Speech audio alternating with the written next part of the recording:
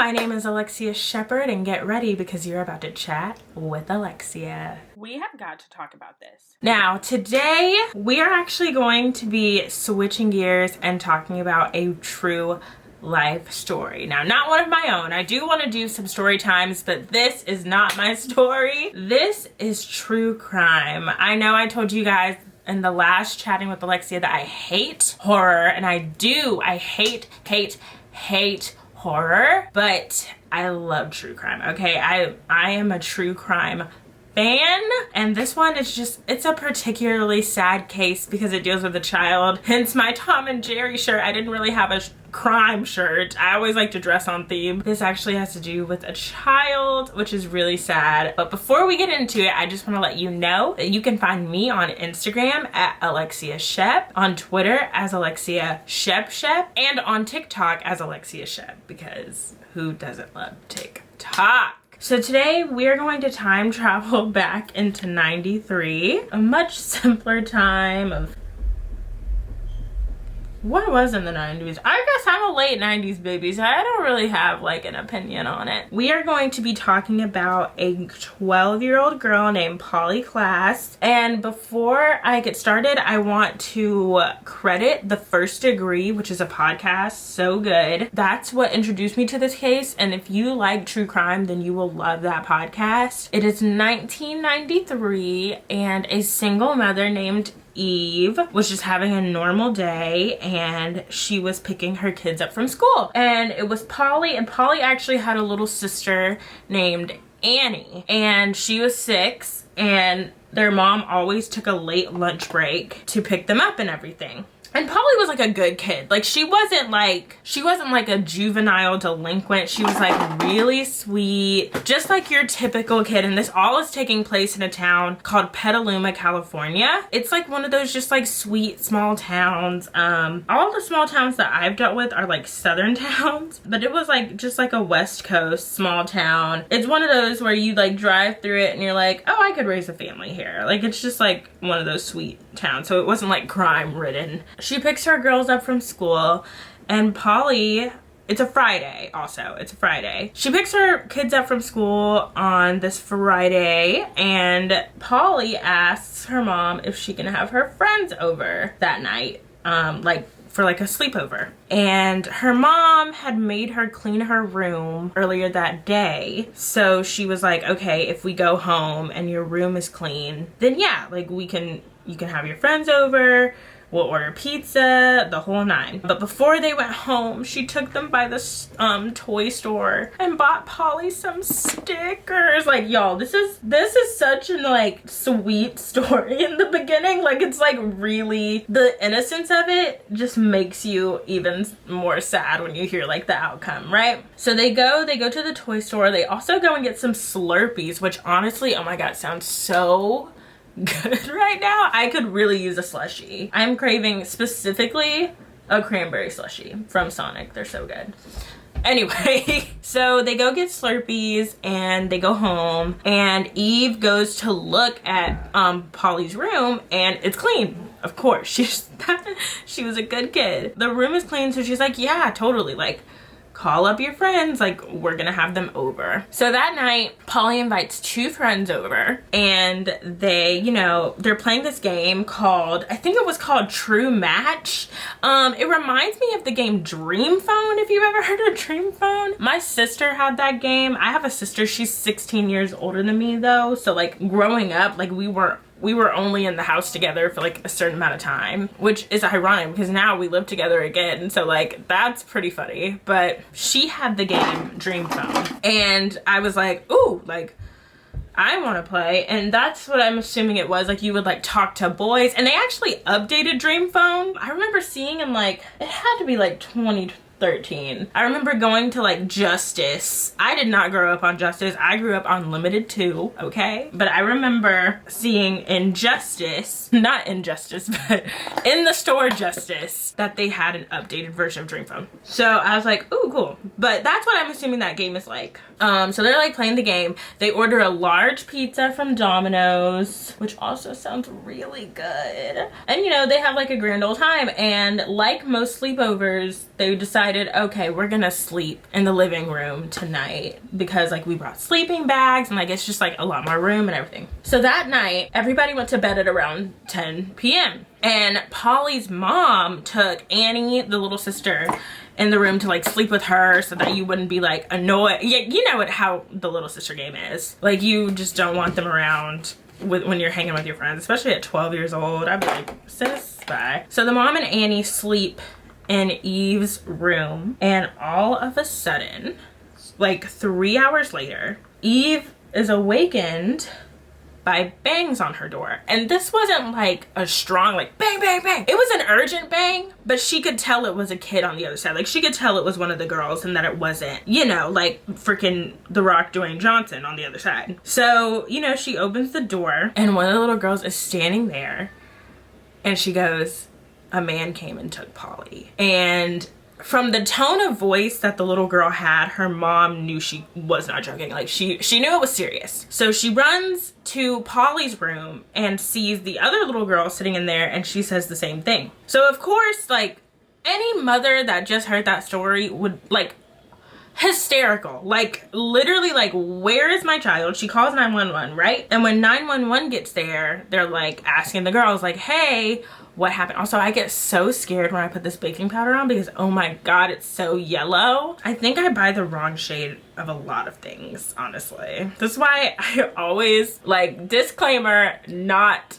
a beauty guru. But the cops get there and they ask the two girls, you know, that left there, because Polly wasn't there. Like they weren't lying, Polly was gone. So they asked them, hey, what happened? So apparently there was a man at the door. A man came in to this home, broke in with a knife. And they remembered what he looked like. So at this point, you know, the cops can like do a little sketch, whatever. So they tell the cops what he looks like. And the girls are like, well, we were in the living room and this man came in with a knife. And Polly and these girls, like, they thought it was a prank because apparently Polly was like a class clown type. Like she wasn't like, you know those pranks where you just like hurt people, you know what she wasn't one of those, like, and those annoyed me. Like honestly, pranks in general, they thought this whole thing was a prank because it would be like Polly apparently to like prank them. And of course they're like freaking 12, they haven't even gone through puberty yet.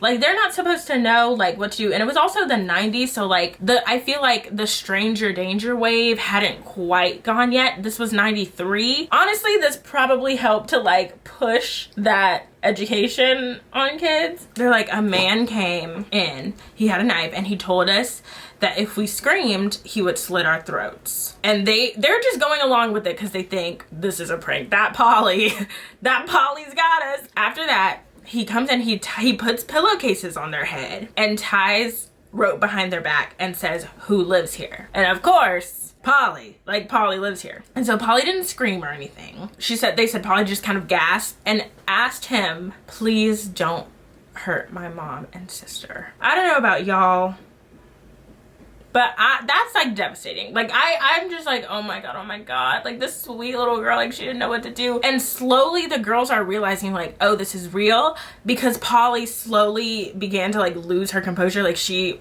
was like cool, and then you kind of hear her like start to whimper, and then you just hear the water works. Like she's like sobbing. And so they said the man was there for about 7 to 10 minutes before he left with Polly. So of course the mother is freaking out, like she's freaking out. And so there's this huge search in the town. And that night, hold on, I gotta do, y'all know the drill. I don't know why I should just do my brows before. I should do them before we start so I don't have to stop, but I haven't learned my lesson yet, so I'll be back once the brows are done. Okay, we back. Also, okay, I was just noticing how huge my pores are. If you have a tip on how to shrink your pores, like please let a girl know, because my god, I look like the set of holes, you know, like the like desert.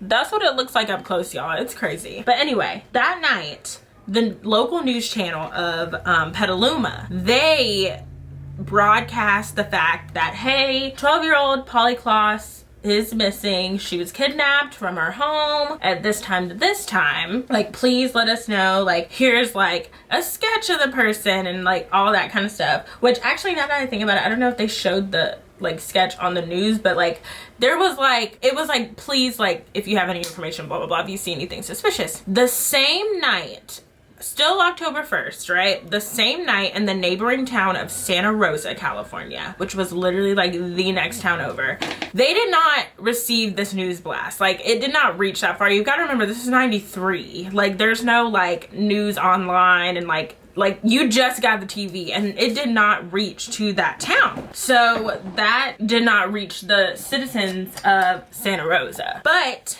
that night in Santa Rosa, there was a girl who was babysitting for this family that was leaving her gig, and she saw in the ditch of the like next house over just this random car that was like, it looked like it was like broken down. It was like in the ditch. And so she called the people she was babysitting for, was like, hey, like across the street, there's like people there's people in the ditch. There's like a white Ford in your ditch, so you might want to check that out. Like I just like, and it wasn't like they lived on like this person, like they didn't live on like a main road. So it's not like if you were like in a big city and you know, like there's houses on like main roads that like if somebody did break down, it wouldn't be the weirdest thing. But this was like a private drive, like a private neighborhood, so the fact that there was just like a car in the ditch was sus. So the person that owns the property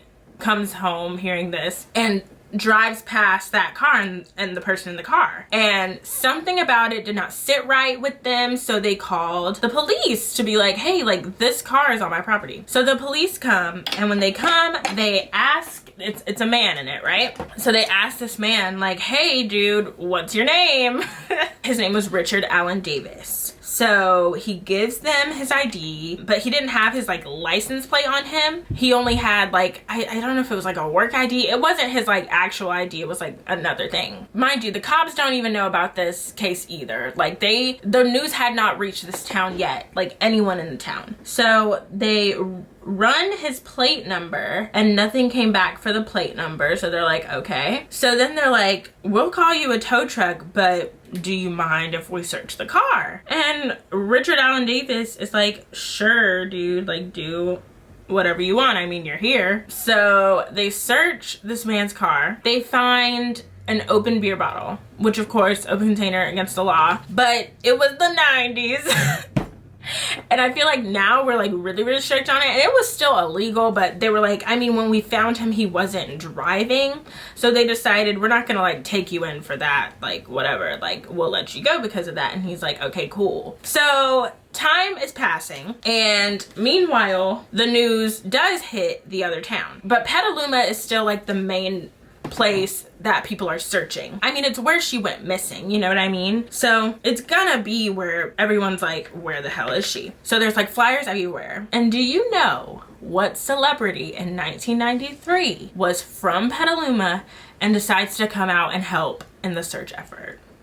Winona Ryder. Winona the Ryder, who is in one of her primes. Her prime as a performer in the 90s was from this county, or not this county, this city, as in like went there like for all her school years, went to Petaluma High, went to the elementary school, like was a part of this community. So she comes to Petaluma, right? Sorry, I just realized the way I'm talking about it is kind of framing it like she's the murderer. I think it's pretty obvious that Winona's not the murderer. She was from this town.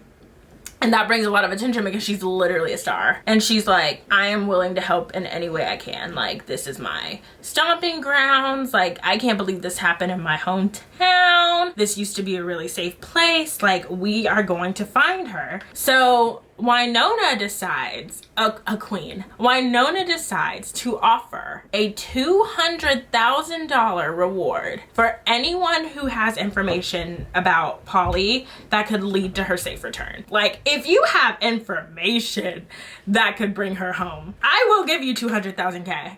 Like, money is no object. I see it, I like it, I want it, I got it. And like I was saying, the news did finally reach Santa Rosa, and the same person that owned that property where Richard Allen Davis had his car in that ditch decided in November, which it's now like late November, she decides, okay, I want to have some of my trees logged. Like, she wanted some trees cleared out from her house. So once the loggers were like done getting rid of the trees, she of course wanted to have a look around to see what they had done. So she's looking around and she finds some pretty compromising items. She found a bloody sweatshirt and ballet tights that belonged to a little girl. This all points to Polly. So she calls the sheriff's office and she's like, I've got some stuff in my yard I need y'all to come look at, because I think this has to do with that kidnapping. They decided to test the blood on the shirt and it matched Richard Allen Davis. But I know what you're thinking, because I was thinking the same thing. Y'all ran the plates. Like, he didn't have a criminal record. But y'all forget he didn't show them his real ID. Once they ran his real ID and like found out this man's been arrested before for kidnapping. Like, he got out on parole for kidnapping. I didn't even know that was possible. Like, I really did not. Like, kidnapping and you're out on parole, baby? No, you're still a danger to society. They bring in crime scene investigators, right? And they invest the scene further and find hairs that belonged to Polly. So at this point, it's looking kind of obvious. It's like, Rich, look, Ricky, we got you, boo. At that point, they decide, okay, we've got to arrest him. So they arrest him, and for about a month, he's peep quiet, is denying that he's done this, saying no, like, I don't even know what y'all are talking about. I'm not a murderer. Richard was one of those guys that subscribes to the deny till you die theory of philosophy. Like, dude, it's your blood. It's her hair. You were there that night. We talked to you. You might as well just tell us you did it. Of course, they get his fingerprints and stuff in custody, and there was actually a palm print on Polly's wall that day. And of course, who does it match but Richard Allen Davis? And he's one of those people that he's one of those people that has 3 first names as opposed to a first and a last. And I usually find that charming. It's like a Neil Patrick Harris type deal. But no, Richard Allen Davis, you have ruined that for me. Also, his initials spell rad. Already the signs of a murderer. So at that point, on December 4th, 93, he finally decides to come clean. I killed her, I kidnapped her, it was me. And the police are like, we know. I imagine that's what they're like. There's no like transcripts of the conversation, but I'm sure they're like, I mean, we know. Like, you decided to tell us after we found your DNA, you did, like, boo. We been knew. But the next question was, where the hell is Polly? Like, where is she? He would not tell them the timeline of that night. Like, he wouldn't tell them like where he put her, why he put her there. Well, no, he did tell where he put her. He told them the location of her body, so they find her, but he didn't ever give them like a full timeline of like why he chose that house, why he took only Polly. Like, he never gave them any of that, which to me, I'm like, why wouldn't you? Like, at that point, you're caught. And that was my biggest question when I heard this case on the first degree, because usually, you know, in crimes, it's usually like there's something behind, there's a motive. There's like, okay, like, me and her mom dated and she dumped me, so I kidnapped her daughter. Or like, I have a thing for young girls and I just decided that 3 was a little bit too much for me that night, so I took 1. There's usually like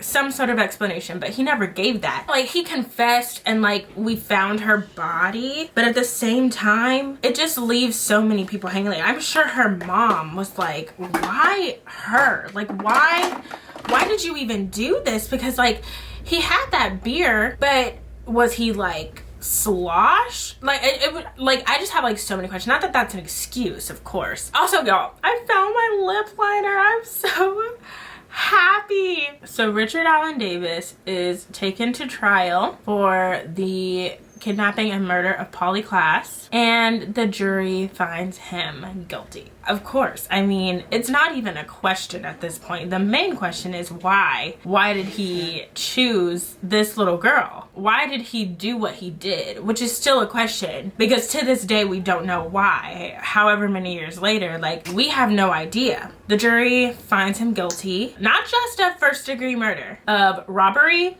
kidnapping, lewd acts on a child. I think that was it, actually. It was first-degree murder, kidnapping, robbery, and lewd acts on a child. And he was sentenced to death by lethal injection. And apparently he was a nightmare in the courtroom. Like, he was behaving terribly. So when the judge sentenced him, the judge was like, I don't even have a problem doing this. Because usually when the judges, when judges sentence someone to death, they say words to them. Even when Ted Bundy was sentenced to death, the judge was like, look, I want you to know that I don't have any, like, this is not a personal thing, but you chose the wrong path. You could have been a great lawyer, which we can talk about Ted. I want to talk about Ted so bad. We can talk about that Zac Efron movie. I want to talk about that. Also, okay, you know how Lily Collins plays Ted Bundy's girlfriend in that movie? Did y'all know that Lily Collins is Phil Collins's daughter? Like Tarzan Phil Collins, like Two Worlds One Family Tim Collins, that is his daughter. I did not know that. But besides that, this judge looked at him and said, I don't have, let me pull up the exact quote. Let me pull up the quote. The judge looked at him and said, it is very easy for me to pronounce this sentence given your revolting behavior in this courtroom. Now, I don't know what he did. I'm gonna need like a rundown of what he did for the judge to say that, but that, woo, he just got bodied, like bodied. And to this day, at least according to the internet, by the time that you're seeing this, he could be stiff by now. But to this day, he is on death row. Sorry, oh my God, I get powder on all of my shirts. Blah. To this day, he's on death row awaiting that lethal injection. Like, just thinking about this, like, this is horrifying. Like, I've had many a sleepover in my day. I've gone to many a sleepover in my day. I cannot imagine this happening. Like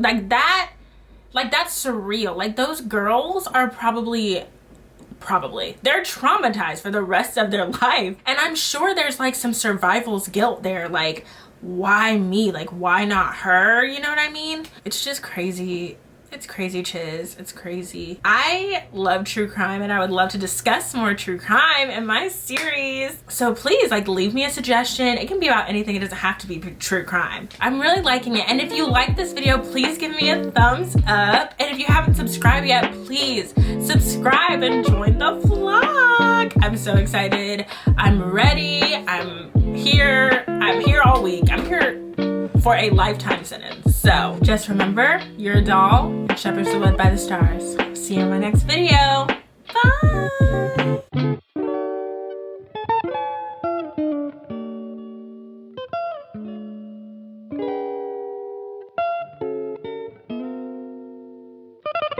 Bye.